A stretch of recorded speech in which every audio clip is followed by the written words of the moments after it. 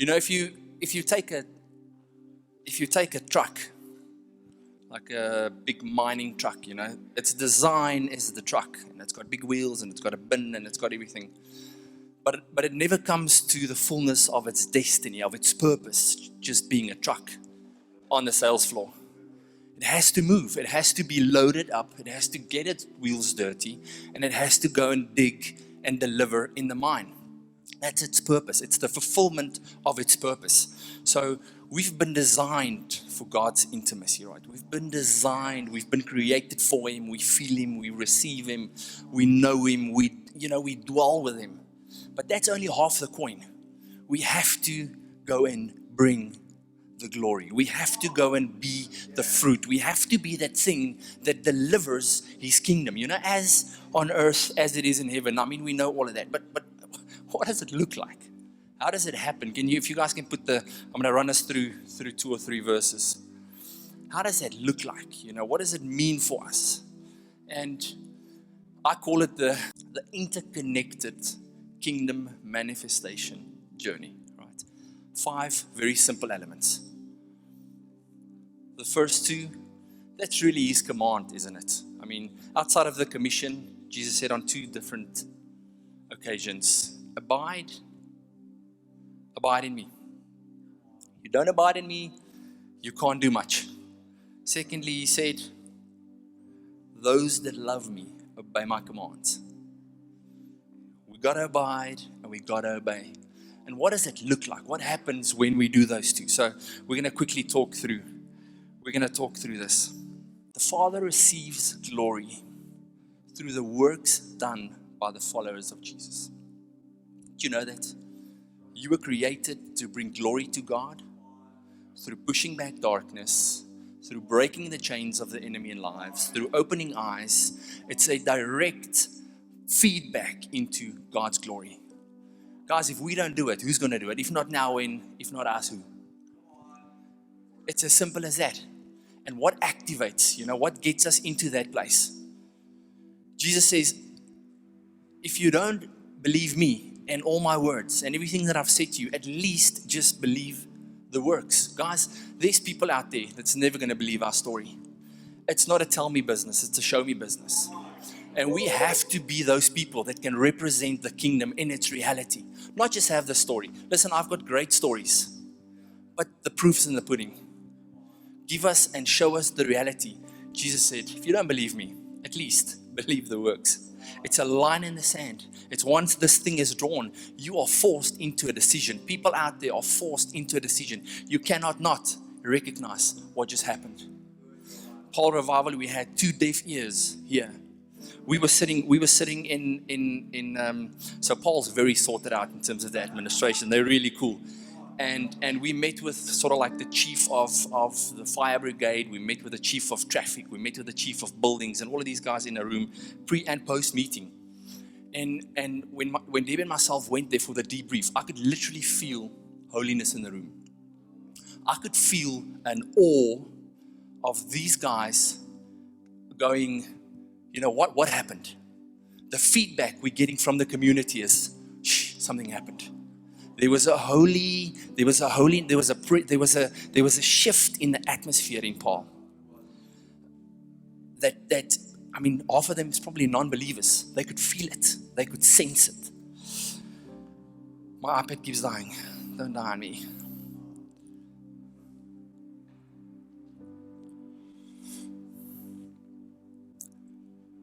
By this, my Father is glorified, that you bear much fruit.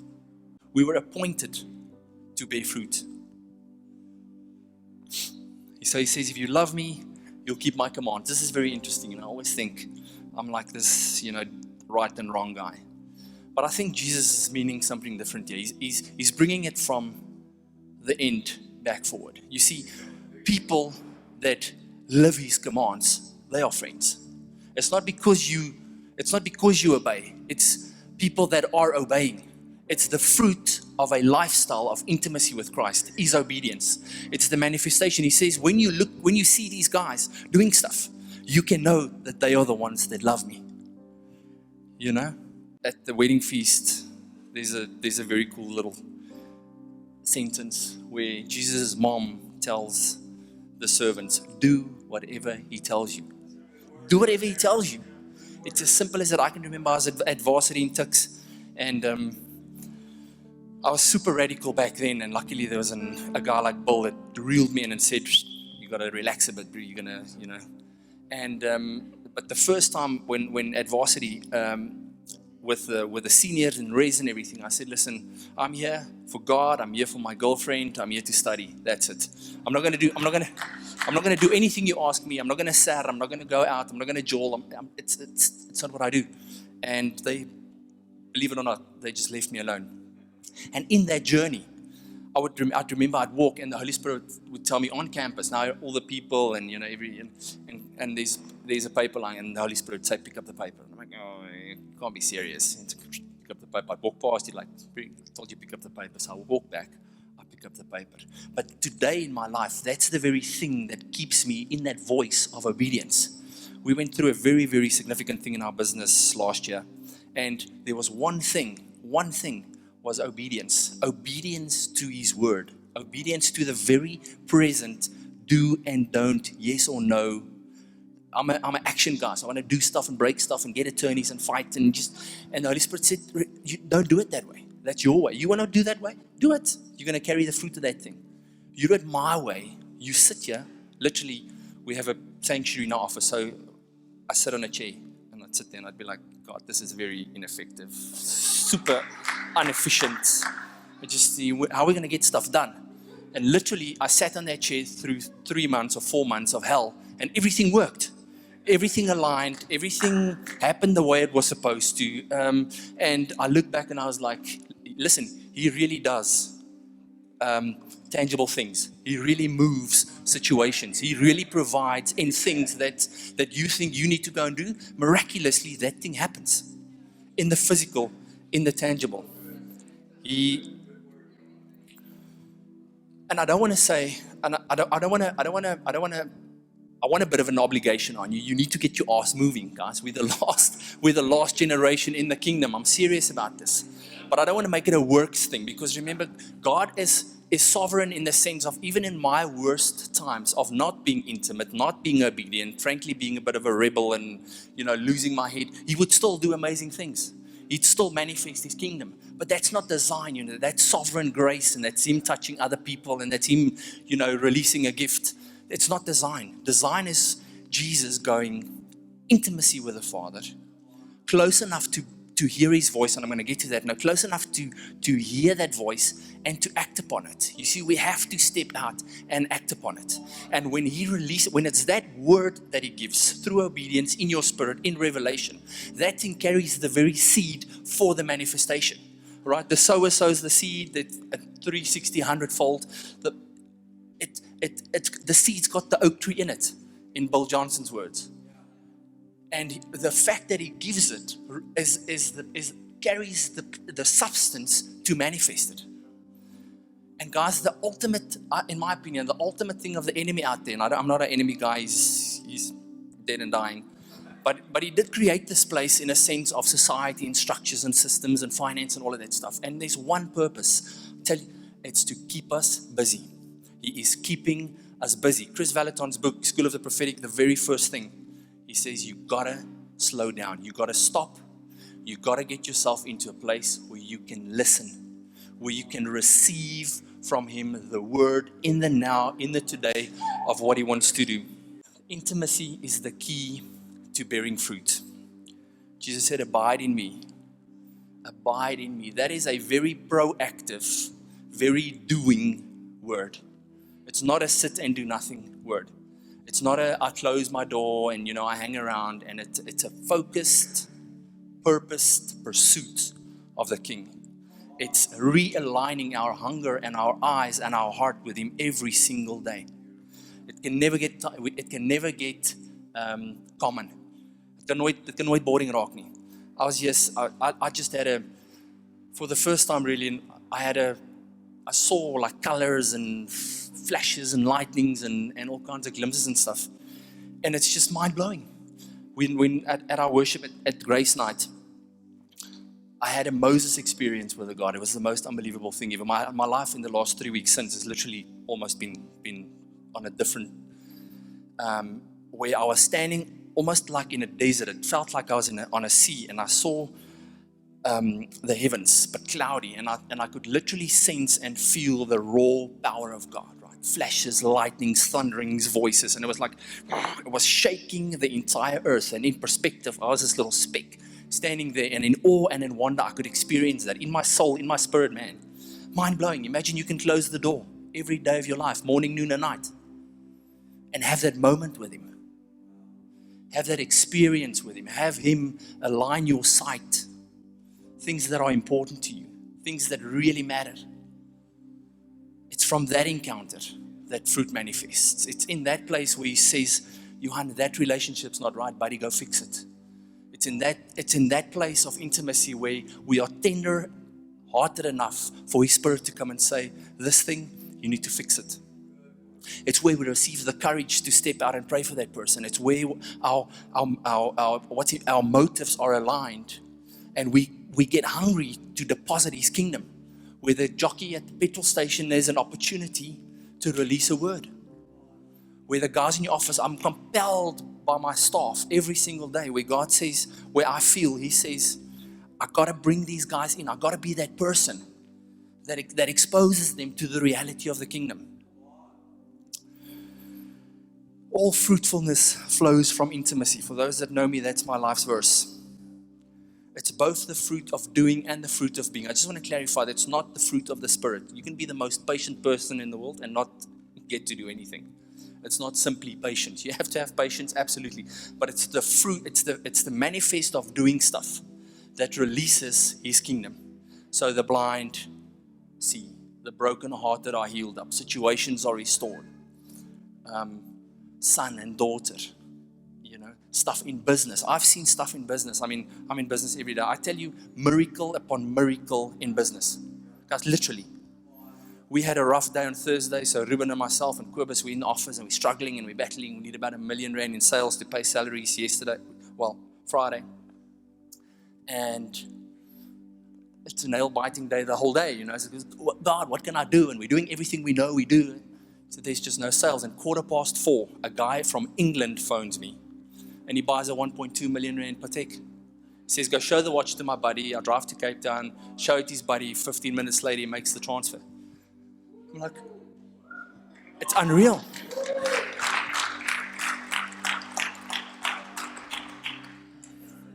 By this, my Father is glorified, that you bear much fruit. Second last slide. Intimacy produces the friendship with Jesus that is dependent on obedience. It's a use it or lose it kingdom, guys. If you want to receive words of knowledge and you don't give it, guess what? He's not going to, out of His grace, He's not going to burden you with a word every time that you don't give. You're going to drive yourself nuts. You would live in condemnation nonstop. But if you are an open conduit and you are willing to take risk and you are willing to step out, guess what? Things are going to happen. Paul Revival is a 100% product of raw obedience. Listen, I don't know what I'm doing. Kobus is an expert, but Eugene also doesn't know what he's doing. We just guys, we got together, we prayed. God said He wants to do something. We said, great, we're available. And literally step by step, He'd say, now, between sessions, between revival meetings, ask Christina, I would be like, I'm not in this. We can't sow. There's no tithes. The business. I've got a wife and 3 kids. My life's crazy. God, please. And then it'll come like a rushing river through my life. And it'd be, now. He'd give us a date. Now. We'd start executing, planning. And literally, after the event, we'd go, that literally was God in every single step of the way. An absolute manifestation. I just want to give you the significance of Paul Revival, because when God said Tal Monument, it was right after COVID. It was the first big gathering of people, 2,000 people, and it was unbelievable. And we had so Paul Revival is really an extension of this ministry, by the way, for those that didn't know, because we are revivalists. And that was on the Tal Monument, right, which is sort of like for, the Vrymeslaer mission, blah, blah, blah. I'm not really into that stuff, but it was significant. especially for the people that it matters to. We were in the town hall. So Conrad Poel, the mayor, actually told us they still have very important meetings in the town hall. So we had an intimate session, 650 people sold out in the town hall. It was unbelievable. And then we went to the Forest Stadium, which we'd never do again because it was like a 400,000 rand exercise, completely not what we knew. And thank God he blinded us because we would never have done it. But that was on the sports field. So for you guys that know Paul, the biggest school rugby derby in the world is hosted on that field once a year. 15,000 people all over the world. And God said, and I didn't even realize it, but afterward we prayed, and God said, He's taken us back into all three high places in Paul to put him back on the center of worship. Now that is simply what it is. It's simply that manifestation of obedience. It says, abide in me and love one another. So we gotta get the love, and we gotta give the love. And the commission actually flows from that, isn't it? His design is so absolutely unbelievably amazing. As we abide in Him, we are compelled through love. We receive the revelation. We are compelled through love to start being that extension, right? To start being His hands and feet. We step out and do it. Something supernatural happens. Imagine it's like winning the lottery, but that's for people. We can pray for people and the blind eye see. Listen, I've had a couple of miracles happen under my hands. It's absolutely ecstatic. Nothing else compares to it. Imagine His heart manifests through your life into that poor person's life that's been lame for 25 years. It's no money in the world can buy that, guys. No business in the world can do that. Just the power of God. And as we receive from intimacy His love, we are compelled to do the commission. It's an outflow. It's an automatic outflow. When His heart becomes your heart, that's when He says, anything you can ask, it'll happen. Because no longer you're asking for the Porsche or the Ferrari or the big house on the hill. Suddenly your passion is healing of people. Suddenly your passion is the distribution of His word. Suddenly your passion is to facilitate an event where the atmosphere of a town has changed. Guess what? Those ones, He answers them. The revelation from the Spirit of truth that comes out of intimacy is the basis for Jesus' followers to bring Him glory. I heard this story. The guy's name is Lev Hartland. He's part of Randy's team. He's walking through, they're filming a documentary or something, and he's walking through a hospital sort of like scene in one of the African countries, and it's really, really bad. So a lot of people are sick, and he's not really plugged into praying because the need is just super overwhelming, right? Everywhere, everybody's sick, and he's filming it, and he feels, I literally nearly cried when I read this testimony. So I'm giving you the super short Johan Dreyer version. But he felt in his spirit, I need to go pray now. He literally had to put his camera down. He went to go sit with this old lady. She had a younger, like a 15, 13-year-old girl on her lap, holding her. And he could sense it was very, very serious. And he started speaking to the old lady. And the old lady said to him, she literally just died. So he's sitting here, she's holding her, she's sick, and this girl just died. And the Spirit of God just gripped him. And he's like, no way. And he laid hands on her, laid hands on the old lady, started praying, sitting there, and just doing what we do, guys. We all know how to do this. When you're in the moment, you just sit there and you let the Spirit flow. David Hogan told a story where he saw this guy that had Malat's leprosy in his leg. He walked up a mountain. It literally took him like 12 hours. He put his hands in that leprosy stuff. Imagine the goo and the gunk. And he just sat there. And for an hour, he just allowed the river of God to flow through him. And Lev said suddenly, that girl went in that grandma's arms. And her life came back right there and then. You see, it's the action of that word of obedience. Does He want to heal everybody? Absolutely. But that's not what Jesus showed us. Jesus showed us everywhere He went, people got healed. Right? He showed us what it looks like when people, me and you, filled with the Spirit, live a life out there. We can't heal everybody in the pool of Bethesda, but there's definitely somebody through obedience that's going to get healed. And guys, out there today, tomorrow, there's people that need your touch. There's people that need to feel heaven because of you. And I just want to shift you into that place. If I could ask the Paul Revival team to come forward, I want to do something quick, and the Journey of Grace team to be ready. So if anybody from Paul Revival, you've got a shirt on, or you feel you're part of the team, you are part of the team, just come and stand here in front. As we abide and as we are obedient, we receive revelation from Him. That revelation is the activator, it's the catalyst of who He is, who you are, what He's busy with, and literally how to action it in your day today. You can't get out of your house without sitting in His presence, allowing His intimacy and His love to flow over you. That fruit, that word that He drops in you, manifests in actual fruit that remains. If a broken leg or a broken arm or a pinky grows on, that thing's going to stay there. It doesn't fall off later on. It's literal life change, permanent life change. And that you've been designed for. That is giving and bringing God the glory He deserves. Guys, the whole earth will be filled with the glory. We know that last end times prophecy. It could be that, and we'd love it if it's that, but it's not going to be a mystical cloud that covers the whole earth and everybody kumbayas, and it's going to be the sons and the daughters of God walking in the fullness that He designed us, revelation, healings, signs, wonders, and that's going to bring and give Him the glory. So, and then the Journey of Grace staff team, if you guys can come pray for these guys. Where's all the Journey of Grace? Come stand here, Mom. This is my mother. So all the Journey of Grace, the Paul Revival team wants to receive from this house. I know it's a bit of a trick up my sleeve, but we just want to receive from Journey of Grace. I want to ask the Journey of Grace team, the love team, the leaders, if you guys can come and pray for us. And after we've received from you, we'll flip it around, and probably Bill, you'll facilitate a pray for those guys.